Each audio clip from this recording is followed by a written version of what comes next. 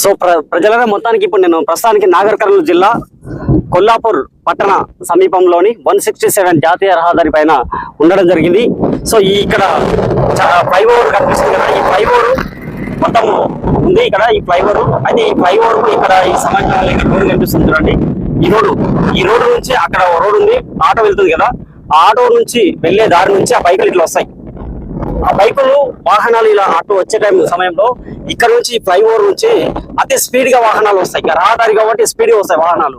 So flyover మీద మరి ఇక్కడ నుంచి అతి స్పీడ్ గా వచ్చే వాహనాలు అనుకోకుండా ఇక్కడ ద్విచక్ర వాహనాలు కానీ ఎవరైనా సరే ఈ టర్నింగ్ లో ఇక్కడ నుంచి వచ్చే వాహనాలు ఇట్లా మలుపుకొని వెళ్ళాల్సింది. సో మరి ఈ రహదారి ఇక్కడ మలిపే సమయంలో ఈ రహదారి నుంచి వచ్చే వాహనాలు కొట్టిపోతే పరిస్థితి ఏంటి? సో ఇక్కడ ఒక సెక్యూరిటీ లేదు, ఎందుకంటే చూసుకొని రావాల్సిన బాధ్యత ఉంటది, అందరు చూసుకొని వస్తారు. కానీ ఇక్కడ నుంచి ఇది హైట్ ఉంది, ఇక్కడ బైక్ మీద నుంచి వచ్చే వారికి ఇతర వాహనం వస్తున్నా లేదని కనిపించే పరిస్థితి లేదు ఆడ.